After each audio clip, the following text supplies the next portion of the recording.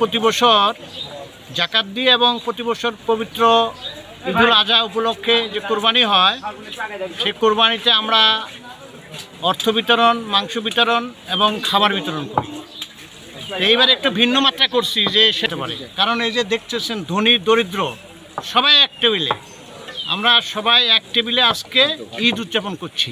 ঈদ তো আসলে ধনী দরিদ্র সব মানুষের জন্য, আমরা সেটাই বাস্তবায়ন করছি যে সবাই এক কাতারে বসছি এবং আমরা যে আনন্দ করছি এবং আমাদের এই প্রচেষ্টা যে আমরা সকলে একসাথে ধনী দরিদ্র সবাই মিলে, পুরুষ নারী সবাই একসাথে, ছেলে বাচ্চারা সবাই একসাথে আসি।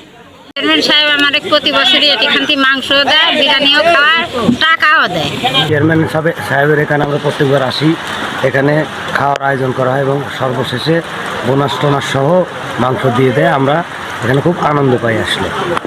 গোলাম সরোয়ার চেয়ারম্যান সাহেব প্রতি বছরেই ভালো মন্দ আমাদের খাওয়ায়, পোলা মাংস খাচ্ছি এবং প্রতি বছরেই খাই।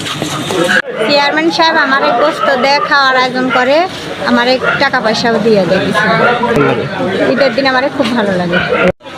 প্রতি ইয়াতে মাংস দেয়, টাকা দেয়, খাওয়ান দেয়।